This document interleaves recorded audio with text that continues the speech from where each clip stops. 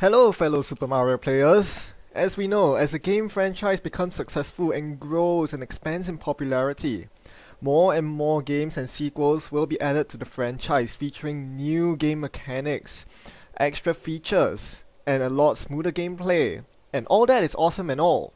The game expands and becomes more interesting and refreshing for new players joining as well as the old guard alike. But sometimes, just sometimes, we want to go back in time and relive the nostalgia and experience what it was like when the game first started out.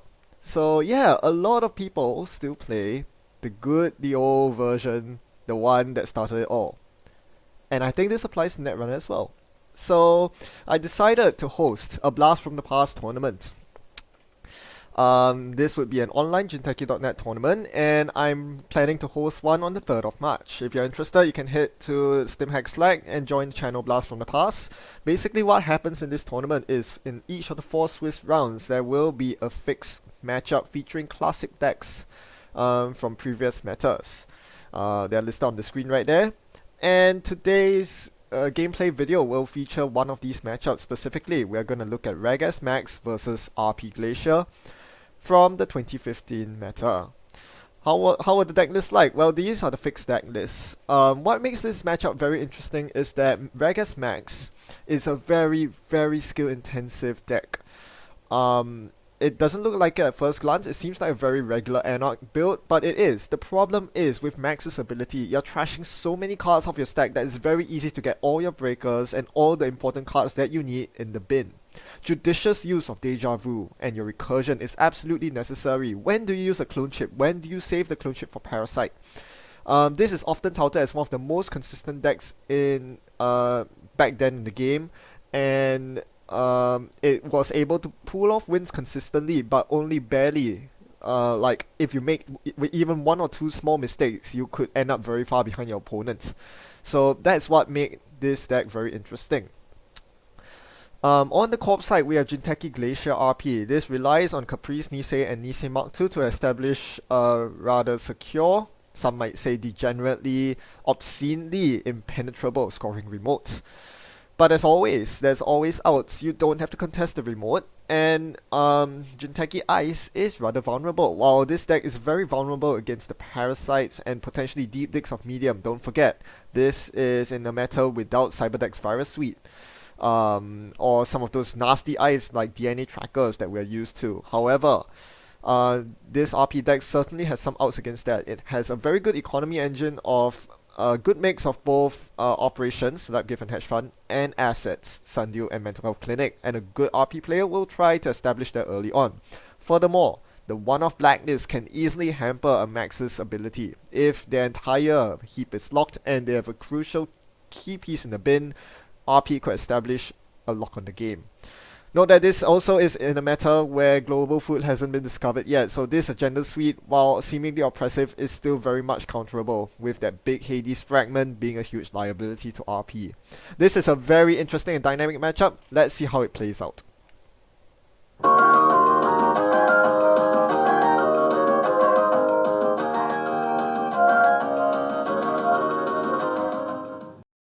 Alright, let's talk about the approach to this matchup. For my opponent, RP, what you typically want to do early on is to establish a Sundew remote very early on.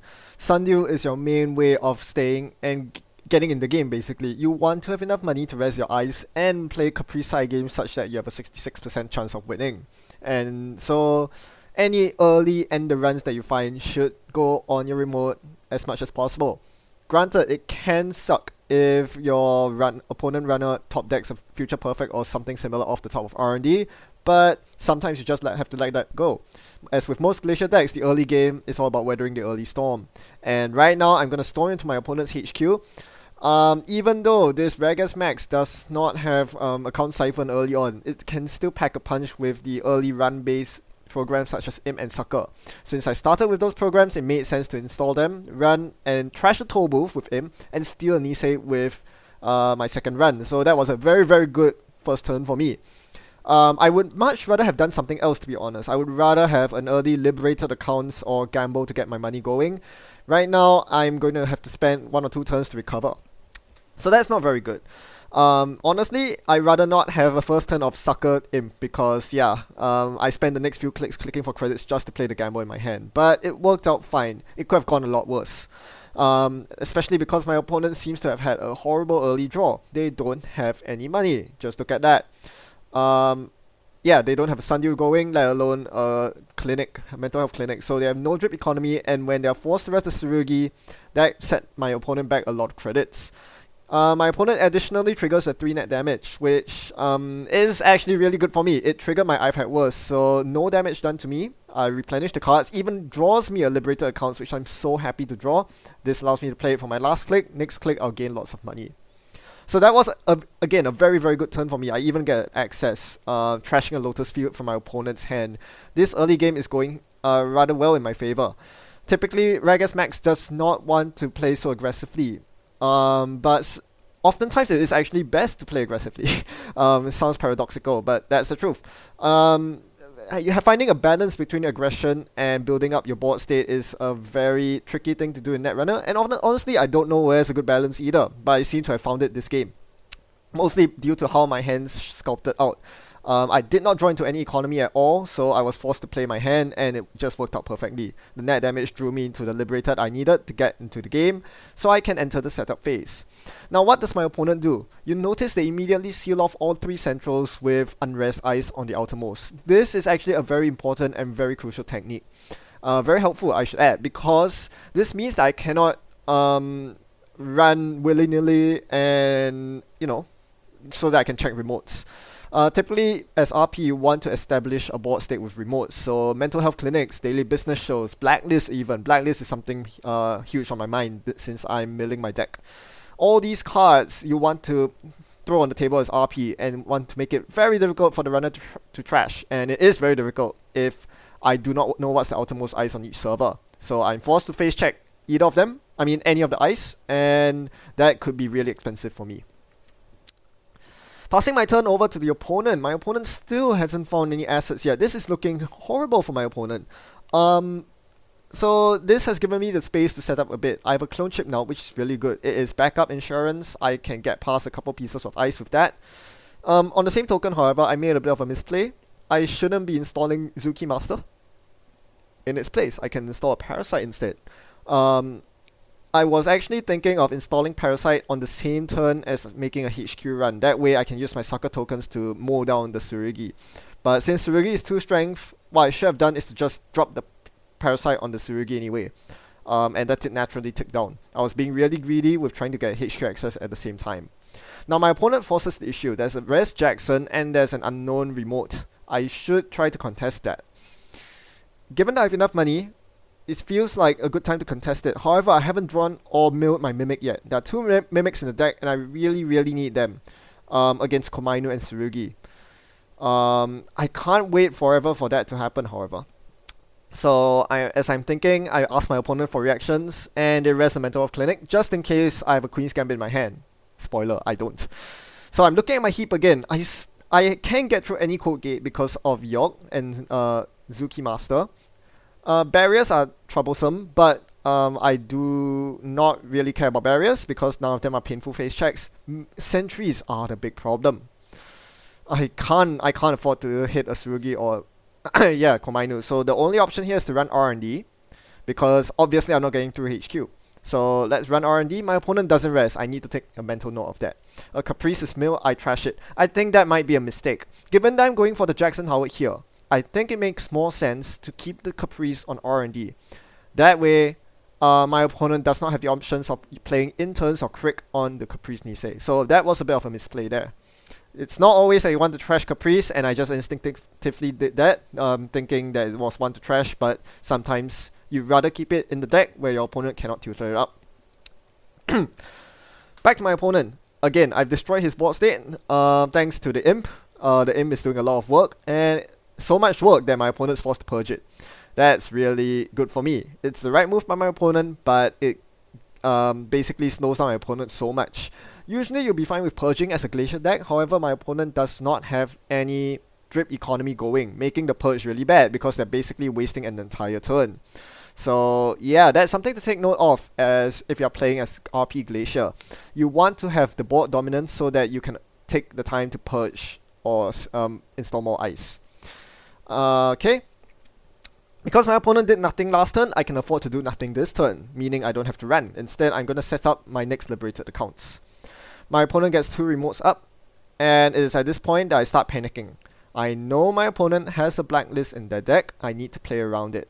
I draw into a Queen's Gambit, and I'm probably going to play it on the uniced remote to give me a bit more money.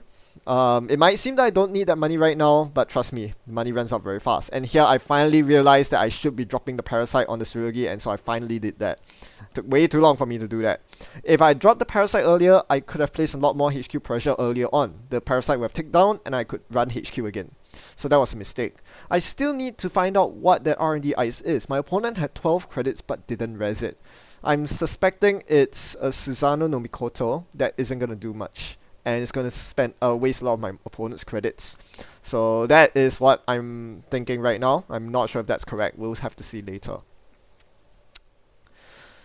Alright, yeah, my opponent continues to drop a couple more assets. This is this is nowhere near asset spam right now, but I need to start worrying about trashing those things. They are starting to become yeah, my opponent's starting to pull ahead in terms of credits. Alright, I also have to worry about blacklists. So if I want to run, I need to use Clone Chip to get my Mimic first. This way, I won't be surprised by a nasty sudden blacklist res. So I get the Mimic on the table and then run R&D. I see an Eli, I bounce off. Can't break that.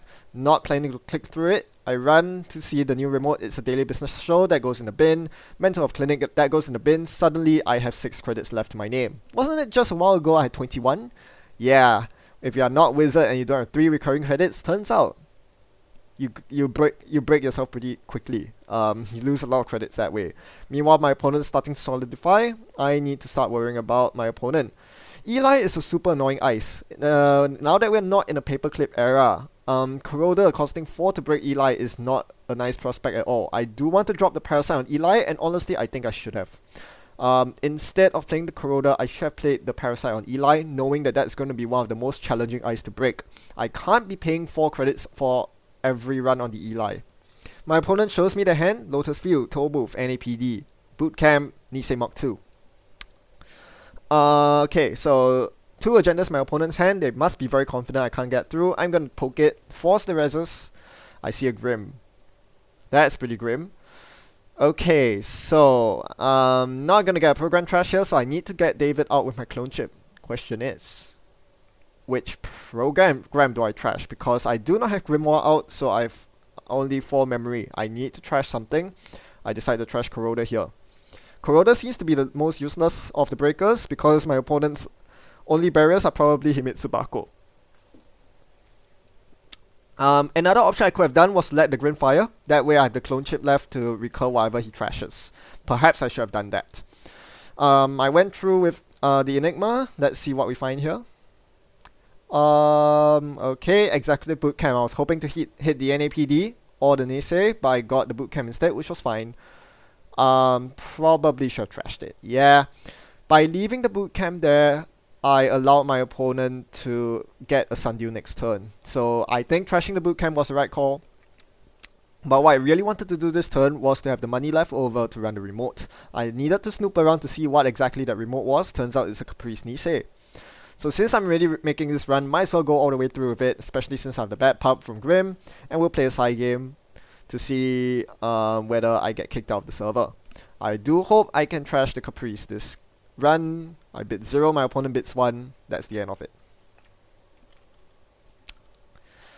Alright, I could go again, but I think I'm a bit poor at this point. The worst thing about going again here is that if I go again and fail, meaning to say I lose the side game, it's very easy for my opponent to jam the Nisei in there, knowing I don't have the money to contest it. So it's always very important for me to... I played Levy. That seems pretty wrong. Yeah, this is a very... Oh, okay. Right. Sorry.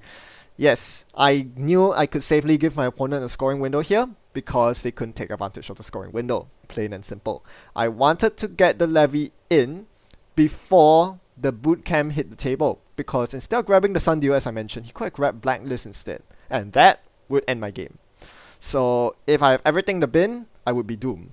So I want to get the levy gone before my opponent has the chance to lock me out of the levy using Blacklist. So instead, since my opponent couldn't lock me out, he gets the Sundew instead. Now he has a Sundew remote going. Typically, you have to contest the remote here, but Lotus Field is such a pain in the butt. You can't drop parasites on it.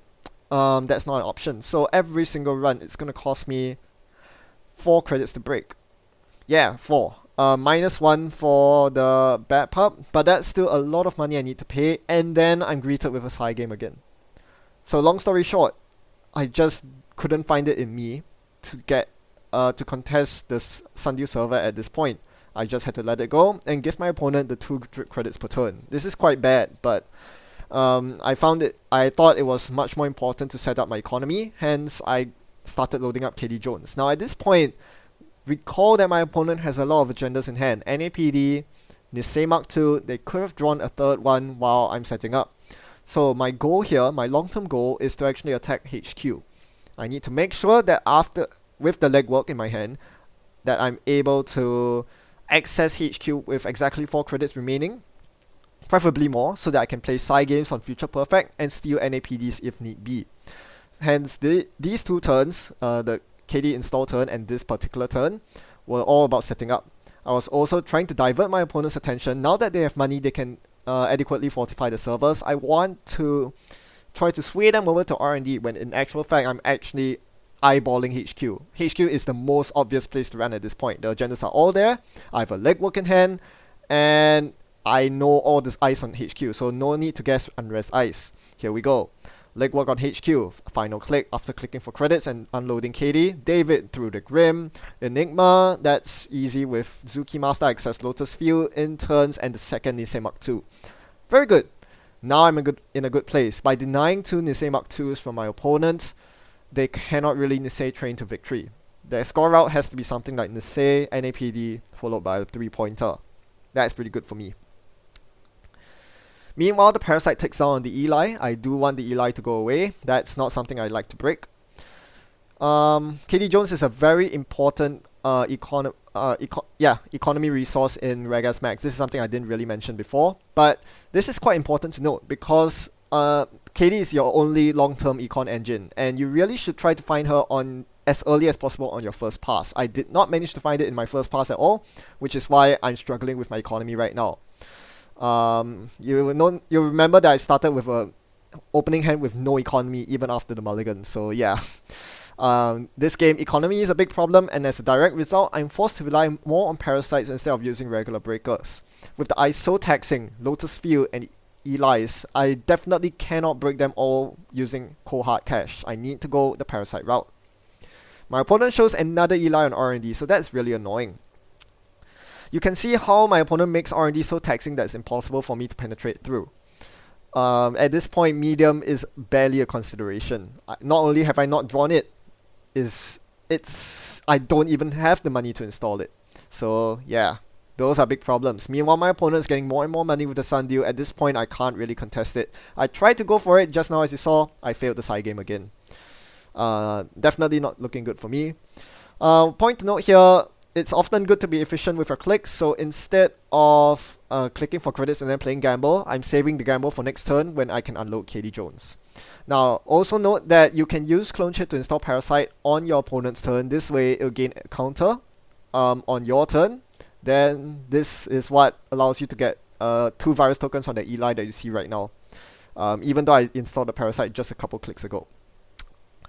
So I want the Eli to die ASAP, and then I can run R&D. I can kind of run R&D. Medium is still in the bin. I do plan to use Deja Vu to fetch Medium and Parasite. That is the plan for now. You'll notice that I basically have my rig up right now. I'm missing a Corroder, but that's in my hand, and I do have the Grimoire, the memory to store it.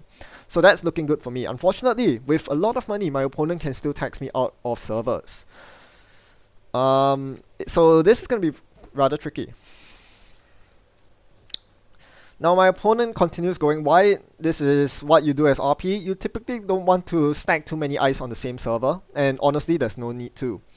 2 eyes on each server is usually more than adequate since RegMax doesn't have that much multi-access pressure. Blacklist hits the table, and at this point I'm just wondering if it's even worth it to contest the blacklist. It's my worst fear come true, but honestly, once you have your entire rig set up, all you need is cold hard cash. So I'm starting to farm up the money with a daily cast and 10 credits to my name, but my opponent finds new eyes on R&D. This is troublesome. But that being said, I'm already on match point. All I need is a 3-pointer to win the game. I just need to find the future perfect or the 1 copy of Hades fragments somewhere, anywhere. And my opponent is starting to deck out, so you must be pretty confident that the agendas are lurking around somewhere. I attempt R&D, I'm blocked out by Tollbooth. I attempt the blacklist server, I'm gonna trash the blacklist here. I do have the deja vu in hand, so I decided that it was quite important to get the blacklist out of the way. And this is something that most of you should take note in this matchup. The blacklist against RegAss Max is very powerful and is usually the key turning factor, the decider rather, in this matchup. As RegAss Max, you have to play around it, like you saw me playing Levy early, in order to ensure that I don't get hit by a blacklist. And as RP, you want to save cards like interns to get blacklist back into the game, forcing your opponent to keep running through that remote just to trash your blacklist. And I believe that's exactly what my opponent does here. He draws a card and then is about to play interns to get blacklist back in the Enigma remote. That's going to be super taxing. Yep, there we go. So my opponent's trying to open a scoring window by forcing me to use credits to trash the blacklist, knowing that I need stuff from my heap. And I'm looking at the board and I'm like, to run the blacklist, I need to run a central first. But all the centrals are unpalatable. Tollbooth on R&D means I lose 3 credits. HQ Grim means I lose my last David counter. I end up losing the David counter here just to trash the blacklist. There's a future perfect. I hit it in HQ, but miss. Wrong guess on the side game, so we continue the game where I attempt to trash the blacklist. But I'm too poor, so I can't trash the blacklist. Damn. I could unload KD, I guess, but that's suboptimal, and my opponent will probably jam the future perfect in the remote if I unload KD to trash blacklist at this point. So another important feature of playing RP in this match is server construction. Ice placement is incredibly crucial, not just on the correct server, but also in the correct position. You'll notice the outermost ice on each central is super painful. As I mentioned, Grim and Tollbooth are bad ice, and you can almost certainly bet there's a crick on archives waiting for me. Once you have 3 painful face check ice on the outside as RP, your remotes become a lot more secure. As in this case, I can't afford to trash Sunday or blacklist because I had to spend so much money and resources breaking through the ice when I could. Whereas if you had an outer ice like Lotus Field or Eli on R&D, I could have much more easily bumped into it and then swing over to the remote. Because of this, I cannot contest server 1. So that is presumably the future perfect that you jam in there. But I know that there's still an NEPD in hand, so I'm going for HQ at this point to see a Tollbooth. Alright, that's not very good. I'm left with a very paltry 7 credits. That's not enough to contest the remote. But I have to anyway. I need to force my opponent to res ice and hopefully open up some parasite targets. Not that I have any parasites right now, but at least threaten my opponent. Make sure that it's not easy for them. Make sure they don't get away with free agendas. My opponent takes a long time to think through this one before resing the Eli, at which point I jack out and bounce off. There was no way I was getting through the remote with enough money to play the side game. Okay, so my opponent actually bluffed on that. Remember the NAPD that my opponent showed me early on with Celeb Gift? Well, that's in the remote right now. He baited me into it, unfortunately for him. I didn't bite on it, and as a result, he has to score it right now, which is very expensive. It's gonna be 3 advancements because he has the bad part from Grim. So resing the Grim was actually a horrible mistake on my opponent's part. Grim is not an icy res in this matchup. So, but that being said, the remote is actually pretty secure. Short of a stim hack, which I do have in my hand, but I'm not willing to use it on a Caprice remote. at this point rather. Short short of a stim hack, I have absolutely no intent of contesting the remote. Knowing that my opponent has very few cards left in deck and hand, and that there's still so many agendas in circulation, I'm more confident of finding the win somewhere on the central. Hence, I'm not going to run the remote at all. In fact, to run the remote, I'll need to spend a lot of money getting past my opponent's face check ice on the central. So my opponent starts drawing up, which is a very curious action, and then pitches a card into archives. I was wondering, why isn't my opponent scoring an agenda, freeing up the remote to score more agendas? He must be flooded. So running HQ seems like the right play if I can get a David, but I can't. Furthermore, there are lots of face downs in archives. Let's run archives instead, shall we? We see a Crick. Now, I don't have David to deal with Crick, but what I do have are sucker counters. At this point, I really wish I fetched Yonk earlier on. Having to break Crick with Zuki Master is a very, very awful prospect, but whatever. I'm gonna go through. Thankfully, the second ice isn't Crick, it's a lowly Enigma. I'm able to run through and access. I won't be able to steal any PDs, but that doesn't matter because I need a 3-pointer, which I do get in the Hades fragment that my opponent pitched. So that's game. So yeah, to summarize, my opponent got really unlucky, drew all their cards in the wrong order, and I got really lucky on the imp hits. Removing Tollbooth and Lotus Field early on helped me so much because I didn't have to deal with those two ice, Tollbooth in particular.